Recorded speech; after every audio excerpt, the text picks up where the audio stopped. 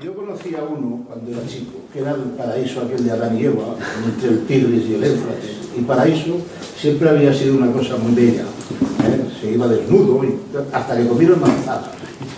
Dios, la manzana que saldrá siempre. Así que él nos va a introducir en cómo está el mundo. Bueno, buenas tardes a todos. Hola. ¿Qué tal? Hola, buenas tardes. Soy Alex Madariaga, soy funcionario en excedencia de la Administración Tributaria, estuve también en la Oficina Antifraude, en la Oficina Anticorrupción, soy abogado y entre mis ratos libres tengo como ocio dedicarme al tema de los paraísos fiscales, pero no para mover el dinero en Caimán, sino para denunciar lo que se hace, lo que otros hacen y la mayoría no podemos hacer, ¿no? Realmente es una situación que desde hace muchos años es espantosa, pero gracias a los medios de comunicación de repente todo el mundo habla de esto. Cosa que a mí particularmente, pues bueno, me ha hecho bastante ilusión porque llevábamos unos años que parecía que eras el loco de la colina hablando de unas cosas que poca gente le interesaban y después resulta que gracias a los papeles de Panamá, ya que sale gente famosa como las familiares del rey, presidentes del gobierno, pues todo el mundo habla del tema, cosa que va bastante bien. Bueno, paraísos fiscales y desigualdad va íntimamente ligado. Porque lo que no pagan unos, lo pagan otros. Es así de sencillo, ¿no? Imaginemos una situación que supongo que nos ha dado a todos alguna vez. Vamos a cenar en un grupo. Estamos en un grupo, en un restaurante. Tú, que eres una persona prudente financieramente, vas a mirar los precios de una carta y siempre hay alguno que empieza a pedir algo pues mucho por encima de lo que tú estás pidiendo. Entonces ya le estás mirando con la cara extraña, ¿no? Tú te estás pidiendo una ensalada y el otro está con el entrecota Roquefort, con lo mejor, lo más caro, y entonces tú ya te empiezas a preocupar. Bueno, cuando acaba la cena viene el momento delicado, que es cuando el camarero llega y dice, ¿cómo lo van a pagar? Claro, tú estás mirando al tío que se ha comido el entrecot y dices, vamos a ver, ¿cómo lo vamos a pagar? Y precisamente ese es el tío que dice, no, todo junto. No, todo junto, perdona, vamos a ver, todo junto, que yo me he comido una ensalada y tú te has comido el entrecot y te has puesto las fotos. Bueno, pues lo peor de esto no es solo que lo piden todo junto, sino que al momento de pagar el tipo coge el teléfono, se va afuera y desaparece. Por tanto, lo que no paga él, ¿quién lo paga? Todos los demás. Bueno, algo parecido, multiplicado por 1000 millones, es lo que pasa con los paraísos fiscales. Hay unos pocos que no pagan y en lo que no pagan ellos lo tenemos que pagar los demás. Por tanto, es evidente que como ciudadanos, como personas tenemos que decir, basta, se acabó. Esto es demasiado. Ha llegado a un punto que es exagerado. Bueno, los paraísos fiscales realmente van íntimamente ligados a lo que es el sistema capitalista. Desde que el sistema capitalista se desarrolla, los paraísos fiscales se desarrollan y se, digamos, incrementan. Desde los últimos años, de todas maneras, han existido hace mucho tiempo, pero desde la desregulación financiera y desde la implementación de la tecnología han aumentado espectacularmente. Esto no deja de aumentar. Cada vez el volumen que se mueve es mayor, no es menor, es mucho mayor. Precisamente porque es más fácil tecnológicamente, yo puedo mover el dinero con un clic del móvil, puede dar la vuelta al mundo. No hace falta hacer lo que se hacía hace muchos años, ¿no? Que esto tenía hasta un aire romántico. El tipo que se ponía el dinero por aquí, se lo guardaba en una maleta, ¿no? Lo envolvía en un bocadillo, lo llevaba escondido. Bueno, esto ya no hace ninguna falta. Esto es cutre. Ahora se hace con un iPod, con una tablet. Y le das la vuelta al mundo y no hay ningún problema. Es mucho más fácil. Al ser más fácil y la desregulación legal de todos los países les ha pillado con el pie cambiado, pues realmente está adquiriendo un volumen espantoso. Absolutamente espantoso. Bueno, nos suena esta frase de Hacienda somos todos, ¿no? En la Constitución hay un artículo que a mí me gusta mucho que dice todos contribuirán a los sostenimiento de los gastos públicos. Claro, ¿por qué tengo que pagar impuestos? Pues porque el Estado necesita gastar porque tenemos un Estado social y democrático de derecho, es decir, un Estado del bienestar, que aunque parezca antiguo, ¿no? En teoría existe, es un Estado que tiene que gastar para que la ciudadanía tenga un nivel de vida adecuado. Si yo no pago, ¿quién paga? Si yo no pago, alguien deja de recibir ese dinero. Bueno, pues la Constitución, con su ingenuidad, dice todos contribuirán. Pero después resulta... ¿Os acordáis de la abogada de la infanta que viene y dice en el juicio, no hombre, no, si eso de todos es un anuncio de la tele, no le hagáis caso, no, Hacienda no somos todos, precisamente porque el juez quiere imputar a la infanta cuando no hay acusación particular, ¿no? Decía, no, si Hacienda somos todos, no hace falta que nadie acuse porque todos somos perjudicados. Bueno, pues Hacienda somos todos realmente no es un anuncio de la prensa, es una realidad.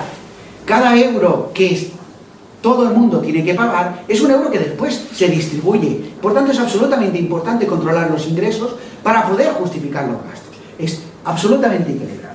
Bueno, pues en este Hacienda somos todos, resulta que en la realidad decimos que somos casi todos. Porque hay un grupo muy pequeño que o no pagan nada. Y en algún caso lo que es peor es que el hecho de no pagar nada es legal. Cosa que nos deja todavía con una sensación de rabia mayor. Para eso existen los paraísos fiscales. Un paraíso fiscal se define de varias maneras. Los elementos básicos de definir un paraíso fiscal son los que tenemos aquí. Son, primero, un territorio con escasa o nula tributación, no se exige pagar impuestos y normalmente exigen no pagar impuestos a aquellos que son de fuera. Es decir, a los ciudadanos y empresas del país sí que tienen que pagar impuestos, pero las empresas que están en ese país, pero que son de otro país, no tienen que hacerlo. Es una situación radicalmente injusta, ¿no? El ciudadano de las Islas Caimán paga impuestos, pero si yo domicilio una empresa española en las Islas Caimán, no pago impuestos. O sea que esta es la situación. El otro elemento básico es que hay una falta de transparencia. Es decir, que lo que hacen allí no lo sabe nadie. Precisamente porque no tienen ni órganos de control, ni preguntan de dónde viene el dinero, ni registra de quiénes son las empresas, no llevan un control exhaustivo de nada. Y además el sistema jurídico de esos países es tremendamente laxo. En muchos sitios no hace falta ni llevar contabilidad, no tienen que registrar exactamente qué hace una empresa, no presentan impuestos, no presentan declaraciones trimestrales, no sabemos lo que tienen, no sabemos lo que no tienen y no sabemos lo más importante de quién son, porque en muchos casos no lo preguntan. Entonces, fantástico para algunas personas. Me puedo ir a un sitio que no tengo que pagar impuestos y ese país me va a ocultar totalmente ante mi país de origen. El tercer elemento es imprescindible, no intercambiar información. Es decir, que si la autoridad española le pide datos a ese país no se los da. Por tanto, es un territorio fantástico para lo mejor de cada casa. Gente que no quiere pagar impuestos, delincuentes, terroristas, narcotraficantes, mafiosos, corruptos, es decir, vamos, el Dream Team de una sociedad. Tenemos un sistema en el cual ya hay muchísimos países que permiten y acogen a este tipo de personas. Realmente es increíble que permitamos que exista esto en el mundo. Sobre todo porque, fijaros cómo controlamos la circulación de personas en el mundo. Es decir, los refugiados, ¿qué hacemos con ellos? ¿Qué hacemos cuando una persona viene y no tiene papeles? ¿Cómo actúa el Estado con estas personas? Las interna en un centro, las expulsa, las trata como delincuentes a las personas. ¿Qué hacemos con el dinero? ¿Qué pasa con el dinero? ¿Cómo circula el dinero por el mundo? Al dinero se le abren las puertas y no se pregunta ni de dónde viene. Y muchas veces es dinero manchado de sangre. Es dinero que proviene del delito, que proviene del narcotráfico, del terrorismo. Pues tampoco se pregunta. Bueno, esto es lo que hay que decir basta. Pues desgraciadamente tenemos un paraíso fiscal para usted, que se podría decir. Es decir, hay muchos paraísos fiscales en el mundo y hay uno casi para cada especialidad financiera o para cada especialidad económica a la que usted se dedique. Si usted se dedica a los seguros, tendrá un paraíso fiscal. Si usted se dedica a los activos de compraventa de bienes o valores de joyas, tendrá su paraíso fiscal. Si se dedica a compraventa de arte, tendrá su paraíso fiscal. Es decir, que hay muchísimos y se están especializando por sectores. Tenemos un grave problema con los paraísos fiscales, aparte de que existan, que es una aberración. Y es que desde el universo, digamos, desde los países mundiales, no existe una definición exacta de lo que es un paraíso fiscal. Es decir, entre los distintos países no nos ponemos de acuerdo en qué es un paraíso fiscal y qué no lo es.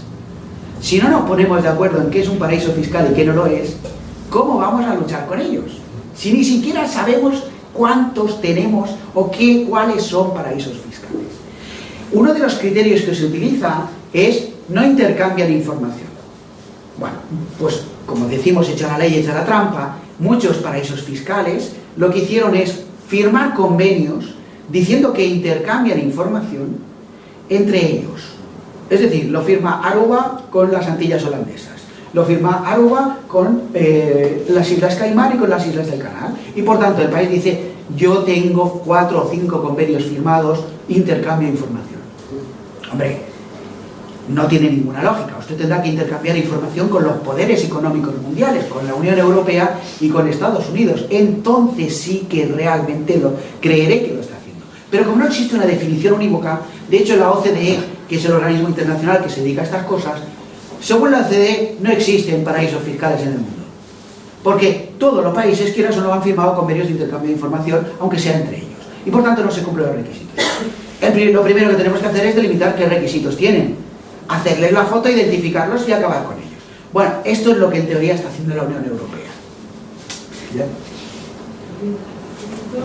Los impuestos que no se recaudan aquí tienen un efecto demoledor en mi vida. Porque cada euro que se deja de ingresar es un euro que o bien tiene que pagar el que ya paga impuestos, es decir, se aumentan los impuestos para aquellas personas que ya lo pagan, o bien se recorta el gasto público. O últimamente se hacen las dos cosas a la vez, es decir, se suben los impuestos al que lo pagan y se recorta el gasto público. Y ya sabéis que cuando se recorta el gasto público, ya que me pongo a recortar, recorto sobre todo el gasto social, porque es el que afecta a determinados colectivos. Y ya me pongo con la tijera y voy a recortar hasta dejarlo pelado. Bueno, pues evidentemente afecta tremendamente a todos los bolsillos. Lo que no pagas tú lo tengo que pagar yo. Y lo que no pagas tú, evasor fiscal o elusor fiscal, son miles de millones de euros. No son 2 duros, son miles de millones de euros. De hecho, no sabemos exactamente de qué cantidad estamos hablando. Podemos hacer una estimación de qué cantidad se nos va por aquí, pero no lo sabemos, porque como está oculto y no nos dicen exactamente lo que hay, no puedo certificar de cuánto dinero estamos hablando. Ahora bien, sí que podemos decir una cosa más o menos segura. Si no existieran, habría superávit, no sobraría dinero. No habría que hacer recortes. No habría que hacer recortes sociales. No habría que aumentar los impuestos a aquellos que ya los pagan. Es decir, la política pública tiene una íntima vinculación con los paraísos fiscales. Desgraciadamente, la política de los paraísos fiscales es una política internacional y no nacional. Poco o muy poco podemos hacer desde España solos contra los paraísos fiscales. ¿Por qué? Porque mientras los demás países sigan mirando para otro lado, el dinero se mueve con un clic de ordenador, es imposible. Es imposible. Ya veremos las soluciones que hay. Bueno, hemos dicho que estos sistemas se utilizan pues por aquellos que no quieren pagar impuestos, pero también por los delincuentes. Porque el paraíso fiscal tiene un atractivo enorme por su opacidad. No dice de quién es el dinero, no lo preguntan, y al no decir de quién es el dinero y no preguntarlo, cualquier autoridad internacional que vaya a buscarlo no lo va a encontrar. Es una de las grandes frustraciones de la lucha contra la delincuencia organizada o la lucha contra la corrupción, que es a lo que por mi experiencia profesional os puedo contar. Es decir, podemos localizar un delincuente, podemos saber que ha generado una cantidad de dinero ilícito, podemos incluso determinar qué cantidad ha llegado a tener, pero lo que nos resulta muy, muy difícil o imposible es recuperar ese dinero. Es casi imposible. Parece ilógico y da mucha rabia, es lo que dice todo el mundo, ¿no? ¿Por qué no devuelve lo robado? ¿Por qué no devuelve lo robado? Porque es muy difícil de encontrar. ¿Cómo muevo yo el dinero robado? Con un clic. ¿Cómo me lo persigues tú? Con una burocracia, con un sistema jurídico lento, muy, muy lento, que es imposible que me pilles. El día que me vayas a buscar, el dinero que yo tengo ha dado la vuelta al mundo 3 veces. Y entonces es absolutamente imposible. Bueno, pues tenemos un sistema en el que el montante de dinero en los paraísos fiscales no para de crecer. No para de crecer. Esto es una situación que aumenta día a día. De hecho, los cálculos que se hacen, que son aproximados, por ejemplo, dice, el dinero en paraísos fiscales en billones de euros. Esto es una cifra tan grande que mi mente es incapaz de calcular. Es decir, son muchos ceros que no caben en una casilla normal. En los centros financieros que pertenecen a los residentes, por ejemplo, en Suiza, más de la mitad del dinero que hay es de gente de fuera. Eso ya es raro. Es decir, ¿cómo es posible que en un país más de la mitad del dinero que hay en ese país no es de los ciudadanos de ese país, sino que es de gente de fuera? En otros países es espectacular. Imaginemos, islas del Canal, Dublín, Caribe y Panamá, de 1,2 billones de euros, 1,1 son de gente de fuera. Es decir, la gran cantidad del dinero no es de ese país. En muchos casos son países pobres. En algunos casos son países pobres. Bueno, Luxemburgo, que es un país muy pequeño, de los 0,6 billones de euros, 0,5 billones son de fuera. Es espectacular. Bueno, hay situaciones paradójicas, porque esto de que sea de fuera significa que son empresas que en teoría se domicilian allí, pero que tienen su actividad en otro país. Domiciliar empresas en paraísos fiscales es una práctica cada vez más frecuente y cada vez más fácil. Un ejemplo, tenemos un edificio en las Islas Caimán, que tiene este nombre espantoso, se llama Oakland House, ¿vale? Resulta que dicen que es el edificio más grande del mundo, no por el espacio, sino porque en este edificio, que si veis tiene 3 o 4 plantas, existen domiciliadas 19.000 compañías. 19.000 compañías en este edificio. Imaginemos una reunión de propietarios como sería, tendrían que alquilar un campo de fútbol. No vamos a reunirnos los propietarios de las compañías. Como mínimo uno por cada uno son 19.000. Evidentemente es absurdo. No hay 19.000 compañías en este edificio, pero sí que están domiciliadas allí. Se dan situaciones, no sé si visteis el programa de La Sexta, los papeles de Panamá, porque fueron a buscar a una persona que en las Islas Caimán administra 2.000 compañías. Una mujer administra 2.000 compañías. Evidentemente, no sé, si yo tengo una empresa, tengo una, y os aseguro que me duele la cabeza intentando cuadrar los números. Imagínate una persona que administre 2.000 compañías, ¿cómo se tiene que levantar por la mañana pensando, Dios mío, todo lo que tengo que hacer? Bueno, pues la van a buscar y la encuentran a la mujer, la más de normal, comprando con sus bolsas del mercado. Y, oye, que no tenía, vamos, sin ninguna preocupación. ¿Tú crees que si administras 2.000 compañías podías vivir tan tranquilamente? Evidentemente, todos sabemos a lo que nos estamos refiriendo. Son testaferros. Son personas que lo único que hacen es firmar. No saben ni lo que están firmando. Les pagan una cantidad muy pequeña para firmar y hacer ver que administran la cosa de otros. Esto es, al final, resulta bastante escandaloso. Bueno, pues los paraísos fiscales están íntimamente relacionados también con los casos de corrupción. De hecho, no hay caso de corrupción que no acabe saliendo un paraíso fiscal. Es un matrimonio de conveniencia. Cuando vemos un corrupto, si el corrupto es mínimamente sofisticado, que ya lo son, ya que roban, pues se informan, pues el dinero que roban va a parar a un paraíso fiscal. Cuando el dinero va a parar a un paraíso fiscal resultará muy difícil encontrar, muy difícil. Bueno, aquí tenemos una plantilla, no están todos los que están, pero son todos los que son. Es decir, en nuestro sistema realmente tendríamos que tener un libro para que se vieran todos, ¿no? Tenemos una plantilla que seguramente podríamos ganar el campeonato del mundo, ¿no? Porque si nos presentáramos a un campeonato del mundo de corruptos es posible que ganáramos. Tenemos de todo pelaje, desde gente de muy alto nivel, familiares del rey, alcaldes, regidores, presidentes de comunidades autónomas, ministros de Unidad. Aquí no falta ninguno. Bueno, en los casos de corrupción hay un paradigma claro. La persona roba dinero público y ese dinero público evidentemente no lo pone en su cuenta de la Caixa. ¿Qué hace con ese dinero público? Ese dinero público lo esconde en paraísos fiscales.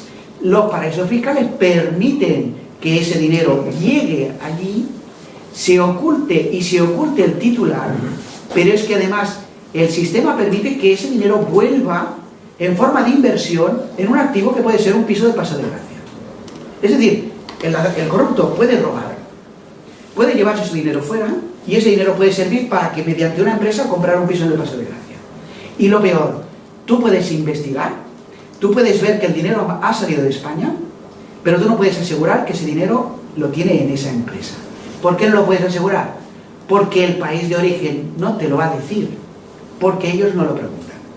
no preguntan de quién es esa empresa. Está administrada por una señora o por un señor que no tiene nada que ver. Pierdes el rastro. Puedes tener la real sospecha que ha sido así, pero no lo puedes asegurar.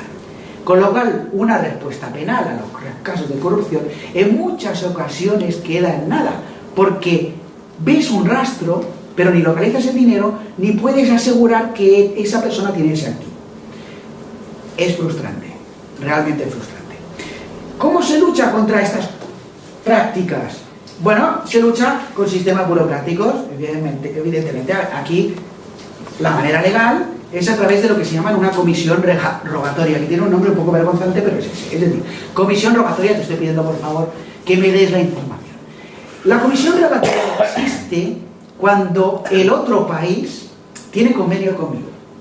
Si el otro país no lo tiene, ni eso, porque directamente no me contesta. Pero vamos a pensar que hay países que tienen convenio, que en teoría son países que dicen que no son paraísos fiscales porque dan información si me la pides.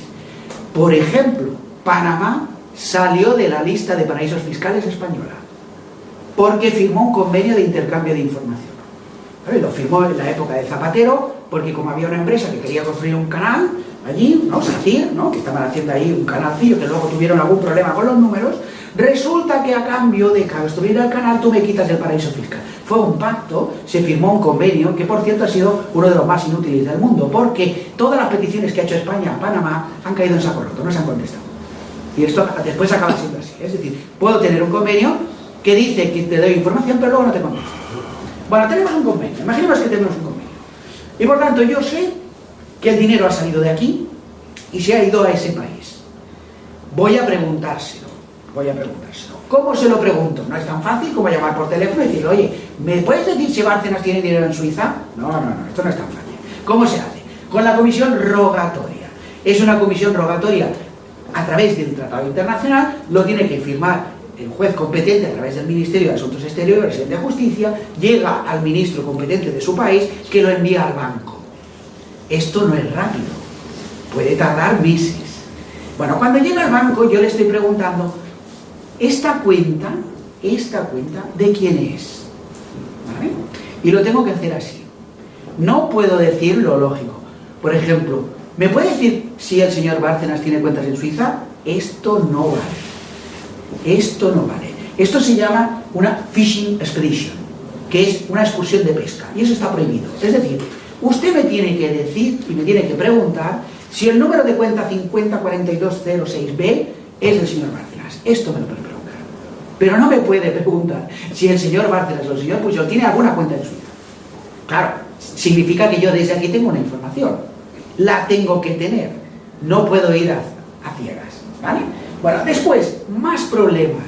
Resulta que cuando pregunto algo a un país que tiene convenio, lo que pregunto tiene que servir para una investigación que en mi país sea delito y que en el suyo también.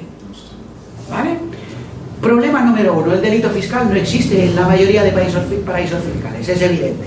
¿Cómo va a existir el delito fiscal si no se pagan impuestos? O sea, que es absurdo. Entonces, ¿de qué estoy hablando? Pues que tengo que justificarlo por otros motivos. Puede ser malversación de caudales, no en todos los casos, puede ser narcotráfico, puede ser terrorismo y no en todos los casos. Es decir, que se me cierran muchas puertas. Cuando decimos si son eficaces, fíjate, lo que pasó con Bárcenas. Pregunta, hay una comisión rogatoria de la Audiencia Nacional, le pregunta al HSBC que me dé el número de registro en los movimientos de una cuenta bancaria del señor Bárcenas. Tarda 6 meses en llegar. Desde que sale de Madrid hasta que llega a Suiza. 6 meses. El día que se estaba firmando la comisión rogatoria, el banco suizo lo sabía. Lo sabía porque alguien llamó por teléfono. Y entonces el señor Bárcenas estaba avisado y lo que hizo fue clic, y cuando llega la comisión rogatoria y llega no había un duro en la cuenta, evidentemente. De los 48 millones de euros, quedaban 6, que lo debía dejar para los gastillos por si acaso, ¿no? Para pagar el agua y la luz, una cosa así. Claro, fíjate tú lo que ves es el rastro. Aquí han pasado 48 millones de euros, pero no los localizas, porque la persona cuando los quieres localizar se ha enterado antes y los ha movido con el ordenador. Por tanto, es tremendamente frustrante. Es como la persecución del coyote y el correcaminos, es así de frustrante, es decir, nunca lo vas a pillar. Y es tremendamente frustrante para la actividad de recuperación de activos, es tremendamente imposible, a no ser que cometan un fallo, Y últimamente están bien asesorados y cometen pocos, ¿vale? Es decir, cuesta bastante. Aparte de los casos de corrupción que son sangrantes, por cierto, claro, aquí hay niveles, hay casos más cutres y hay casos más sofisticados, ¿no? O sea, hay algún político más cutre que lo que ha cogido es el dinero, lo ha intentado meter en un banco y entonces lo han pillado. Y hay muy sofisticados, uno de los mejores hechos sobre el papel es el de Urdangarín. Claro, ese sabe, esto se tiene que notar, o sea, la escuela de pago, digo yo, que se tiene que notar en el momento de mover el dinero. Es increíble. Son decenas de empresas como capas de cebolla en la cual el dinero se da la vuelta al mundo varias veces y te aseguro que lo has perdido. Lo has perdido. Ya te digo, es absolutamente, en algunos casos, frustrante. Aparte del sistema de corrupción y narcotráfico y todas estas cuestiones que son ilícitas, tenemos otro bloque que es tremendamente preocupante. Hablamos de evasión fiscal y de elusión fiscal. El que evade impuestos es el que no declara y está haciendo un delito, ¿vale? El que elude es el que declara pero no paga. Y esto es legal. Y es peor todavía. Porque estamos hablando de las grandes multinacionales que provocan miles de millones de euros de pérdida de ingresos recaudatorios en toda la Unión Europea. Por un sistema que es legal. Es decir, que no puedes decir nada más que lo que se ha dicho, por ejemplo, en el Parlamento en el Parlamento británico. Se reunieron algunas compañías y les dijo: hombre, por favor, ¿por qué no pagáis un poquito más de impuestos? Es que queda muy feo lo que estáis haciendo. Pero es que no puedo haceros nada más. Increíble, ¿eh? Absolutamente increíble. Igual que se te trata a ti si se te olvida pagar el IBI o si no pagas el impuesto sobre la renta. O sea, con la misma delicadeza. Bueno, hablamos de un segundo bloque de problemas que le llamamos el dumping fiscal, la competencia desleal. Yo siempre lo he explicado así y fíjate por dónde. La Unión Europea, ahora por fin una comisaria de la Unión Europea, la Bergström, se lo ha tomado en serio y han tomado este tema como competencia desleal. ¿Qué es lo que es? Es decir, si resulta que las grandes compañías pueden hacer unas cosas que las pequeñas no, y es legal, estas grandes compañías pueden vender unos productos a un precio que yo no puedo. Porque resulta que ellos no pagan impuestos o pagan muy poco de forma legal y a mí me masacras impuestos. Por tanto, estás generando una competencia desleal. Bueno, pues esto es el pan de cada día de las multinacionales. Tenemos dos sistemas que se han hecho famosos, os explicaré uno: el sándwich holandés y el café irlandés. No sé si habéis oído hablar de esto. Sándwich holandés y café irlandés, parece que uno vaya a desayunar y se queda bien completo, entre el café y el sándwich ya ha desayunado, pero resulta que entre el café y el sándwich se nos va gran parte de la recaudación que deberíamos tener nosotros. Y ojo, de momento no podemos hacer nada, más que mirar con rabia, ¿vale? Las famosas son precisamente las multinacionales tecnológicas. Lo que más ha llamado la atención, y empezó a llamar la atención a los medios de comunicación, es qué pasa con estas multinacionales. Vaya, hombre. Os suenan estas, ¿no? Las tecnológicas: Microsoft, Apple, Google, eBay, Amazon, Yahoo, Facebook. Bueno, operan en España todas ellas. La primera columna que veis son los ingresos que obtienen en España. Veis que es una columna bastante maja, ¿no? Y bueno, aquí todas tienen una columna bastante potente. La segunda columna es resultado antes de impuestos. Ahí va, ¿qué ha pasado aquí? Y los ingresos, que son bastante grandes, resulta que se han disminuido porque han metido muchos gastos. Muchos gastos. Después veremos dónde están los gastos. Claro, evidentemente el resultado del impuesto sobre beneficios es ridículo para los ingresos que tienen. Los porcentajes acaban siendo del 0,1%, del 1%, del 0,5%, es decir, cosas absolutamente ridículas para lo que ingresan, ¿vale? Fijaros que, por ejemplo, Amazon da pérdidas. Vamos, por eso van a crear aquí el mayor centro logístico de Europa, en el Prat de Llobregat, porque da pérdidas. ¿Cómo es posible esto? ¿Se están riendo de nosotros? Es decir, yo creo que Google, que factura 38.000 millones de euros, pierde 107.000 euros. ¿Es posible esto? ¿Cómo lo hacen? ¿Cómo lo hacen? Bueno, pues con el café irlandés y con el sándwich holandés, precisamente. Y eso es absolutamente legal. Claro, ¿cuál es el problema? Al ser situaciones tecnológicas, ellos lo que hacen es que, por ejemplo, Google o Apple, Microsoft, todos ellos, suelen tener una matriz en Irlanda o en Holanda. Si la tienen en Irlanda, quiere decir que Apple le cobra a Apple España un canon espectacular por vender teléfonos, por ejemplo. Tan espectacular que sus beneficios que obtiene aquí se reducen considerablemente. Bueno, tú dices, a priori el problema no existe porque los impuestos que deja de pagar aquí los pagará en Irlanda, ¿no? Ya, pero es que en Irlanda tampoco los va a pagar. Porque en Irlanda utilizará varias vías con paraísos fiscales para no pagar nada. ¿Vale? Bueno, este sistema que se ha denunciado por la Unión Europea, ahora la comisaria de la Unión Europea, Westrom, ha considerado que es competencia desleal, que muchas de estas compañías tienen que devolver dinero, porque evidentemente lo podrá hacer Apple, lo podrá hacer Microsoft y lo podrá hacer Google. Pero el señor que tiene una tienda de zapatos de aquí en la esquina pues no puede hacer un café irlandés o un sándwich holandés, ¿vale? Como mucho se puede ir al bar en la esquina y desayunar, pero no va a poder hacer nada más. Entonces, evidentemente, ¿cómo va a vender esa gran compañía? Siempre va a vender mucho mejor que yo. Siempre va a vender más barato. Y en algunos casos no solo vende más barato, sino que vende más caro, como Apple, ¿no? Encima vende más caro que los demás y la gente los compra. Bueno, increíble. Tenemos multitud de informes que lo que nos dejan es un panorama desolador. El Ministerio, a través de un sistema que es el Data Index, lo que hace es controlar de dónde viene la inversión extranjera. ¿Vale? Bueno, pues resulta que con estos datos hemos descubierto una cosa curiosa. El primer inversor extranjero de España es la propia España. Espectacular. Es decir, el dinero que entra a España de fuera, resulta que realmente ha salido de aquí. Se ha generado aquí, se ha ido fuera y ha vuelto. De unido, no está mal, ¿eh? Bueno, algunos casos son curiosos.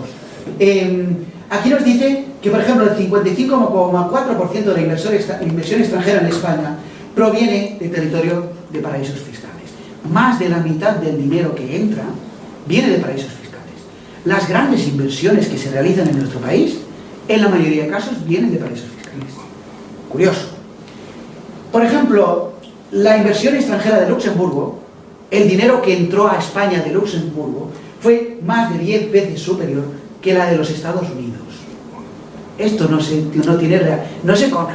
real. Es decir, Luxemburgo, digo yo, es un país muy pequeño. O sea, yo he estado con el coche y si te despistas ya te ha salido. Es decir, ¿cómo es posible que este país tan pequeño invierta más dinero en España que los americanos?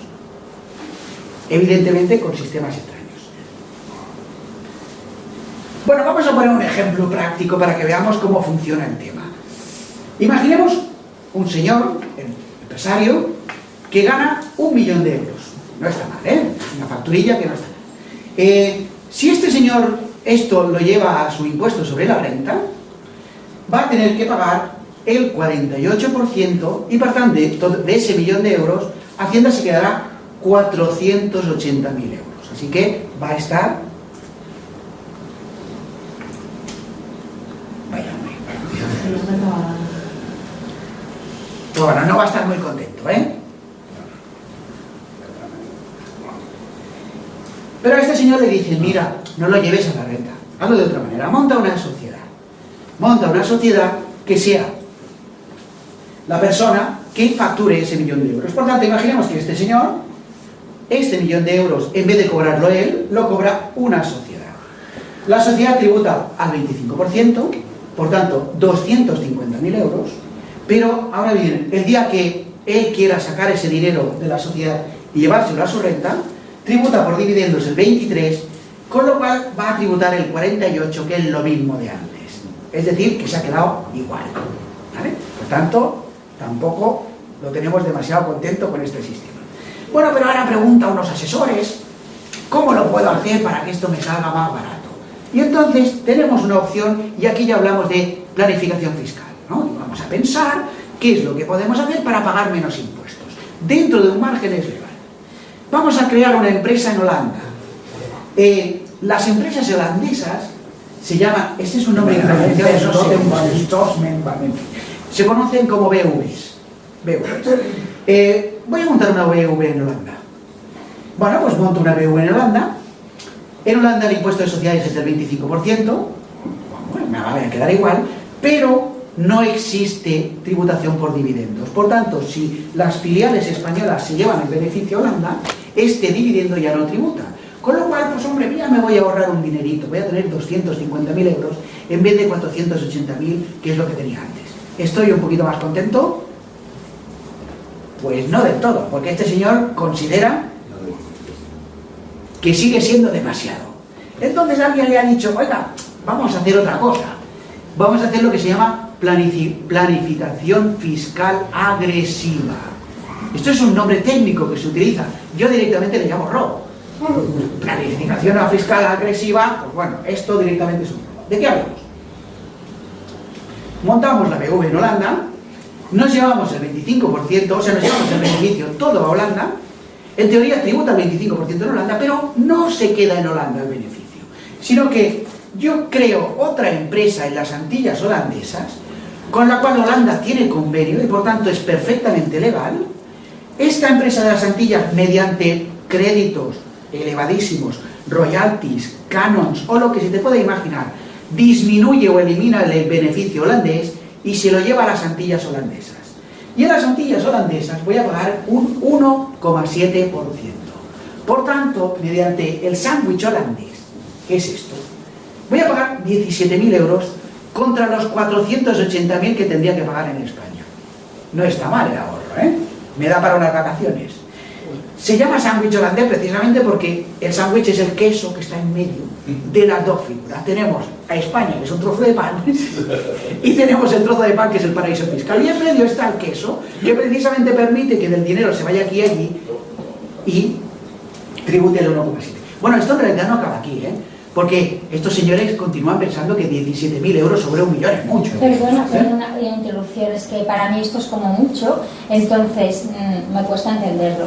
¿Y los 17.000 euros dónde los pagan? En las Antillas holandesas. Encima ni siquiera los paga aquí. No los paga aquí. Lo paga en las Antillas holandesas, pero continúa pensando que es demasiado. Piensa que 17.000 euros es diferente. Entonces, le permite la normativa seguir haciendo cosas, y de las Antillas holandesas me lo puedo llevar a Aruba, que es una isla que está al lado, que cuesta encontrar en el mapa, hay que mirarlo con una lupa, ¿vale? Pero que tributa al 0%. Al 0%. Y una vez tengo el dinero allí, te aseguro, esto ya sería una clase de blanqueo de dinero, no sé si se puede en ese sitio, ese dinero que tengo allí lo puedo traer otra vez a España perfectamente. ¿Cómo? De forma legal. ¿Cómo? Bueno, vía ampliaciones de capital, vía condonación de deudas que he hecho, vía inversiones inmobiliarias a través de una empresa. Es decir, que al final yo tendré un piso en Base de Gracia, con todo este círculo, y encima no sabrás si es mío, porque no lo podrás saber. ¿Qué os parece? Fantástico. Es legal, no es ilegal esto. Se te queda una cara de tonto. Imagínate al otro que ha pagado 480.000 euros. 480.000 euros por 1 millón. Es lo que le toca. Vale, pues unos pagan el 1,7, 17.000, y la mayoría, 0. ¿Cómo va a ser ese empresario? ¿Cómo va a vender su producto? Es evidente que lo puede vender mucho más barato que yo, ¿no? Yo estoy pagando aquí un 48 y este no está pagando nada. Bueno, encima a veces lo venden más caro y por tanto el beneficio que tienen es muy medio. Yo le llamo a este sistema la venganza del rey Juan. El rey Juan sin tierra, sabéis que era el rey que estaba en la época de Robin Hood, ¿no? Robin Hood robaba a los ricos para dárselo a los pobres. Bueno, pues esto se ha acabado. Y ahora los paraísos fiscales, ¿qué permiten? Que se robe a los pobres para dárselo a los ricos. No sé si habéis oído que Warren Buffett dice: existe una guerra de clases, pero es que vamos ganando nosotros. Y es verdad, van ganando o no van ganando. Fijaros, todas las vueltas que le doy, por ejemplo, un sándwich holandés, permiten que las grandes compañías cada año sean más grandes, aumentan sus beneficios, se enriquecen. Y las pequeñas tienen muy poco espacio. La posibilidad de competir es nula. Es nula. Evidentemente se tiene que hacer algo. Se tiene que hacer algo desde las más altas instancias. La única manera de hacerlo En el fondo es que los ciudadanos presionemos para que se haga algo, pero si no, no se va a hacer nada. Bueno, tenemos un ejemplo de una BV, el caso Pujol, uno de los casos Pujol, porque la familia de uno de ellos se ha cubierto de gloria, ¿no? Están colapsando la Audiencia Nacional, ¿no? Entran por una puerta y tienen tienen casi el pase VIP, ¿no? En uno de los casos es curioso porque Luis de Celso, que es el accionista mayoritario de una de las empresas, el juez le pregunta, oiga, ¿usted por qué tiene una BV holandesa? Y entonces este hombre le dice, oiga, señoría, ¿quién no tiene una BV? Ustedes tienen una BV. Ustedes han mirado de... Hombre, claro, entre este sector como ellos, para ellos es normal. De, oiga, perdone, pero es que la BV la tenemos todos. Esto del sándwich holandés lo hacemos cada día. ¿De qué me está usted hablando? Eso es lo normal. Pero es lo normal para ese grupo de personas.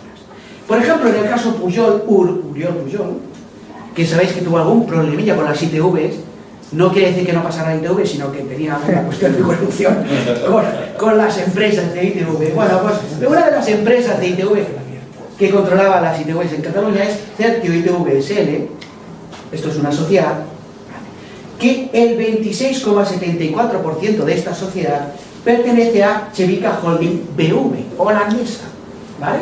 Bueno, pero resulta que Cevica Holding BV, el 100% es de ARD Choile BV. Y resulta que el 100% de ARD Choile BV es de ITBSP Group La Haya, Holanda. Y después esto sigue, porque evidentemente lo que se trata es de marear a todo el mundo y no saber de quién narices es esto. Pero todo el mundo sabe de quién es. Es decir, es de este señor de aquí. Pero es que no lo podemos probar. Ahí tenemos un problema. ¿Es normal constituir un entramado como este? Es decir, usted va a gestionar una instalación de ITV. Bueno, ¿es normal que esta instalación de ITV sea participada por una empresa holandesa, que a la vez sea participada por otra empresa holandesa, de que tenga una matriz en otro grupo holandés, que al final acabe en una isla pequeña del Caribe? ¿Esto es normal? ¿O tiene pinta de artificial? Bueno, si además miramos que determinados pagos, por ejemplo del caso Pretoria, van al holding y estos iban a la empresa del hermano, dices, hombre, esto ya empieza a oler mal, ¿vale? Bueno, estos entramados son totalmente frecuentes en los casos de corrupción. Y no así como se estoy explicando, aquí todavía mucho más complicados. Se trata, en el fondo es como lo del trilero, ¿no? Se trata de mover la bolita para que no la encuentres. Bueno, y os suenan los papeles de Panamá, ¿no? Los papeles de Panamá ha sido la filtración más grande de la historia. 11 millones de documentos, una barbaridad.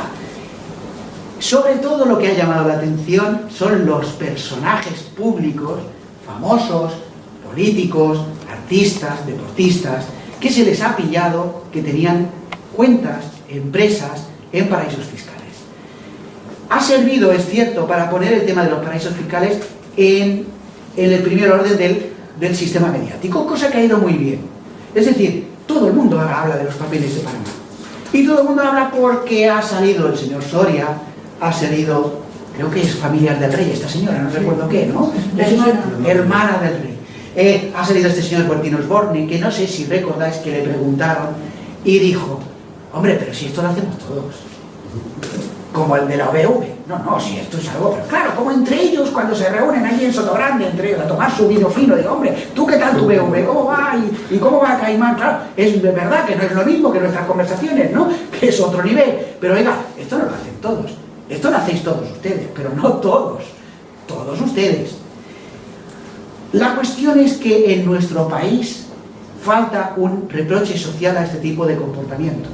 Es decir, que salga un tío como este y diga que esto lo hacemos todos y no pase nada. Es indignante. Es decir, perdone, pero eso que está haciendo usted es dinero que es posible que vaya a un hospital, que es posible que vaya a una ayuda social, que vaya para construir carreteras. Por tanto, ni puñetera gracia que esto lo hacemos todos. No se le debería tolerar. Pensad, por ejemplo, que en Islandia, recordad el momento ese tan divertido cuando le están preguntando, al tipo está más o menos tranquilo, le preguntan por una empresa y se queda blanco. ¿Qué le pasó a ese presidente? ¿Cuánto pudo aguantar? 2 días. 2 días. Tuvo que dimitir. Tuvo que dimitir porque el país le exigió la dimisión, porque no podía continuar con este país. ¿Qué le pasó al Soria? Nada. Una semana cada día diciendo, no me acuerdo.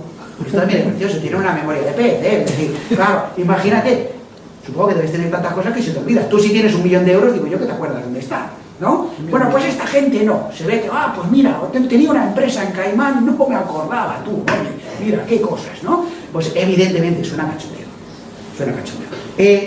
dimitió después de una semana, después de que lo pillaran en tremendas mentiras documentadas, ¿verdad? Cada vez que decía algo, salía el papelito y decía que no. ¿Y qué hablar del señor Rato y todos estos políticos de Bankia y todos los grandes banqueros? Evidentemente, estamos ante un sistema que permite el robo y nosotros no podemos quedarnos callados. No podemos tolerar esto. Gracias a los papeles de Panamá hemos sabido la magnitud del tema. Una de las cosas que hemos podido entender es por qué llevamos tantos años con paraísos fiscales, por qué no se ha hecho casi nada contra ellos y por qué lo que se hace contra ellos es muy lento. Lo hemos visto. Resulta que en esta filtración han salido 140 altos dirigentes políticos mundiales, grandes presidentes de países, políticos de primer nivel. ¿Cómo van a luchar contra un paraíso fiscal si son ellos los que tienen el dinero allí? Es evidente. ¿Cómo van a hacerlo? No se van a destruir a ellos mismos. Ahora lo hemos entendido. ¿Cómo vamos a acabar con esto cuando los que tienen que acabar con esto son los primeros interesados en que exista? Es evidente que esto no puede seguir así. Una de las cosas que llama la atención, porque estuvimos muchas semanas con este tema en los medios de comunicación, es que fue una filtración de un único despacho de Panamá. El despacho de Mossack Fonseca. Solo un despacho. Solo un despacho salieron 11.000 personas y 240.000 empresas. De todo el mundo. Que no habrá en los otros sitios. Porque estamos hablando de un único despacho en el país. En Panamá hay más despachos. Ojo, el despacho de Mossack Fonseca no es el más grande. Los hay mucho más grandes. Y hay muchos despachos en todo el mundo. ¿De qué estamos hablando? ¿Cuántos dirigentes políticos hay aquí? No lo sabemos. La única manera que hemos tenido de saberlo es que alguien, se hace llamar John Doe, esta persona que ha filtrado los documentos, ha robado los documentos y los ha dado a conocer al público. Además, estas personas que lo hacen se juegan el tipo. Porque en muchos casos lo que están haciendo es un delito. Están vulnerando la confidencialidad y son perseguidos. Recordad el caso de Falciani. Falciani fue el primero en tener problemas penales. Es decir, se le pidió y no puede entrar en Suiza porque lo meten en la cárcel. Entonces, es curioso que resulta que la manera que tenemos de saber estas cosas es que alguien cometa un delito. Llama la atención. ¿Y todos estos qué están haciendo? ¿A qué se dedican? Bueno, la filtración de estos papeles, la verdad es que ha sido la clave, el elemento clave, porque hemos dicho que en muchos países no se pide de quién es el dinero. No se pide. ¿Cómo se suele hacer? Yo voy a un despacho de abogados, este despacho de abogados me dice, mira, no te preocupes, el dinero es tuyo, pero nadie lo va a saber.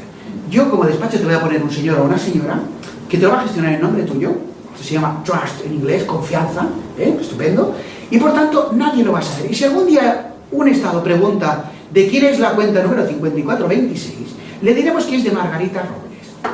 Y Margarita Robles es una señora que no tiene nada que ver contigo. O sea, estupendo, ¿no? Totalmente blindado. Pero claro, este despacho de abogados en algún sitio dice que lo que gestiona Margarita es mío. Y por tanto, esto solo está en el despacho. Por eso la filtración de Mossack Fonseca fue tan efectiva. Porque es el único sitio en el que sale el titular real. El único sitio que ponía Manuel Soria, que ponía Leo Messi. El único sitio, porque el país no lo tiene. El país no lo registra. El banco tampoco. Pero en algún sitio sí, que es el despacho de abogados. El sistema comporta que cuando se dice la gente tenía el dinero en Panamá, la verdad es que tampoco es cierto, porque el dinero no estaba en Panamá. En Panamá lo que hacían era gestionar la creación de empresas. Montan empresas, las montan en Panamá, algunas están allí y otras están repartidas por el mundo. en las Islas Vírgenes, que tiene un nombre muy interesante, pero fíjate, al final acabas para el fraude, en Caimán, en las Islas del Canal o en cualquier otro lugar del mundo. Yo monto una empresa en las Islas Vírgenes. Esta empresa lo que va a hacer es que se va a abrir una cuenta en Suiza. Entonces, resulta que yo lo he hecho desde Panamá, la empresa está en Vírgenes y la cuenta en Suiza. Y tú me vienes a buscar. Lo tienes claro. Lo tienes claro. Uno de los problemas ahora con el intercambio de información, estamos viendo que hay países que están dando información. Entre ellos Suiza. Ha caído el secreto bancario suizo. Espectacular, ¿eh? Es decir, el secreto bancario suizo era casi inherente a su cultura, ¿eh? Es decir, iba muy ligado. Bueno, pero resulta que el hecho de que caiga el secreto bancario suizo nos deja casi igual. Porque ¿qué es lo que hace Suiza? Dice quiénes son los titulares de las cuentas.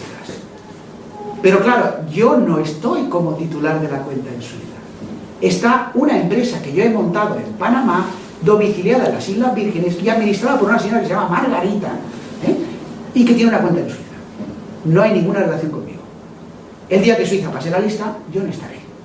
Fantástico, ¿no? No sé si recordáis en algún momento cuando se le preguntó a Jordi Pujol, ¿tiene usted una cuenta en Suiza? Yo no. Y no decía mentiras, porque es verdad que él no tenía ninguna cuenta en Suiza. Algunas cuantas fundaciones que controlaba él sí, pero bueno, esto es un detalle sin importancia, ¿no? Al final, el problema es que el sistema permite que se acaben riendo de todo el mundo. Y esto es lo que no se tiene que permitir. Bueno, el Parlamento Europeo ha sido valiente, pero el sistema europeo es tremendamente complicado, ¿eh? La Unión Europea tiene tres herramientas políticas: la Comisión, que es un órgano que vela por los intereses de la Unión Europea, ahí tenemos uno por país; el Parlamento, que representa a los ciudadanos, que son los que votamos; y el Consejo, que está formado por los ministros de todos los países. Bueno, estos tres pilares, en la práctica, el que corta el bacalao es el Consejo, los ministros de los países. El Parlamento debería ser el más importante porque es el que nos representa a todos como ciudadanos, es el que hemos escogido democráticamente. Bueno, pues el Parlamento Europeo decidió abrir una comisión de investigación sobre los papeles de Panamá.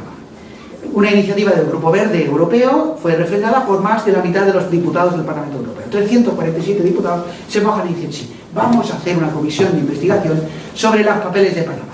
Bueno, el primer problema que tuvieron es que no le pueden decir comisión de investigación sobre los papeles de Panamá, sino que es comisión de investigación sobre el fraude fiscal, no sé qué, 3 párrafos interminables, pero en el fondo es sobre esto.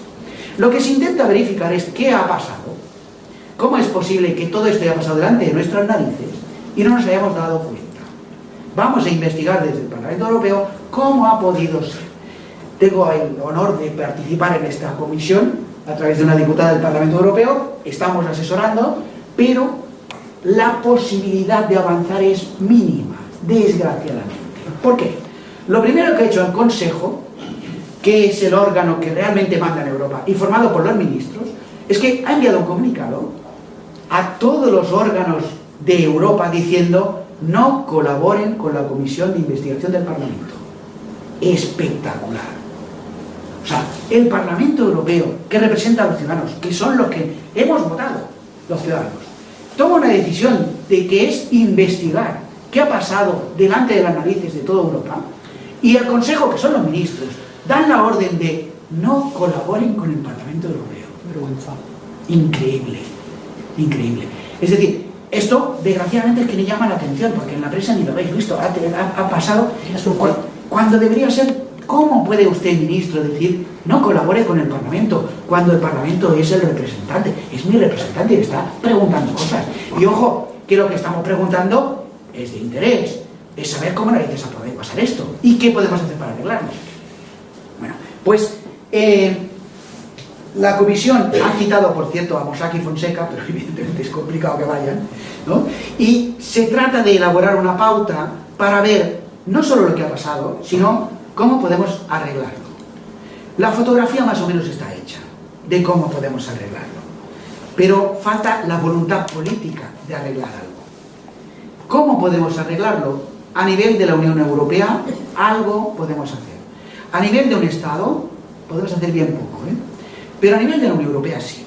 ¿Qué podemos hacer como Unión Europea? Lo primero que tenemos que hacer, vamos a ponernos de acuerdo en hacer una lista de paraísos fiscales, porque es que no lo estamos. O sea, vamos a empezar por ahí. ¿Cuáles son los paraísos fiscales para Europa? Vale, primer elemento. Segundo elemento que se está discutiendo. Vamos a crear lo que se llama una base imponible europea. Es decir, armonizar los tributos internos para que el impuesto se pague allí donde se genera, que es algo muy sencillo, ¿no? Usted tiene una tienda en España, que Apple Store, pues digo yo que tendrá que pagar los beneficios en España porque es donde la gente compra, ¿no? Es algo muy sencillo. Bueno, esto no sabéis lo complicado que está siendo, ¿eh? Evidentemente hay presiones muy grandes. Se ha aprobado una directiva ahora sobre blanqueo, una directiva interesante, pero fijaros, la directiva prevé que se pueda implantar de aquí al 2024. Nos lo tomamos con calma, ¿eh? O sea, vamos a ver. Sí, vamos a luchar contra el fraude, vamos a luchar contra el blanqueo, pero no tan rápido, ¿eh? Vamos a ir con calma. Increíble. Es decir, en otra actividad, la administración es tan lenta. ¿Tardamos tanto en resolver algunas cosas? ¿Cuánto hemos tardado en decir que los refugiados son devueltos y enviados a Turquía? ¿Cuánto ha tardado la Unión Europea en decidir esto? Rápidamente, ¿eh? Y en cambio el tema del blanqueo, vamos a dejarlo para 2024 y ya veremos. Y ya veremos. Es tremendamente lento. Claro, cuando has visto que en los papeles de Panamá muchas de las personas que toman decisiones resulta que tienen algo que esconder, empiezas a pensar bastante mal. Dices, hombre, ya entiendo por qué vas tan lento. Lo que tenemos que hacer, evidentemente, lo único que podemos hacer, presionar como ciudadanos. Nosotros lo que tenemos que hacer es que les dé vergüenza, es que no puedan hacerlo, por lo menos que no se rían en nuestra cara de esa manera, porque ellos, si nosotros no hacemos nada, desde luego no lo van a hacer. Si no presionamos a los políticos, si no presionamos a los poderosos que realmente este sistema cambie, va a seguir igual. No, igual no, peor, porque la tecnología avanza espectacularmente y por tanto cada vez es más fácil mover el dinero, cada vez es más fácil esconderse y por tanto cada vez más gente lo puede hacer, pero no todo el mundo, y ese es el problema, que tenemos que luchar por acabar con este sistema, porque el futuro de nuestro sistema democrático depende de esto.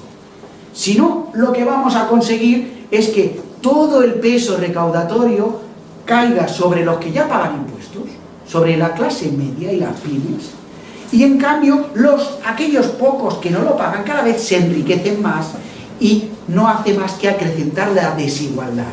La igualdad de oportunidades vuela por los aires. Esto es lo que tenemos que hacer y por eso estamos difundiendo todo lo posible esta lucha contra esta lacra que existe en el mundo. Yo por mí he acabado mi exposición. Sí.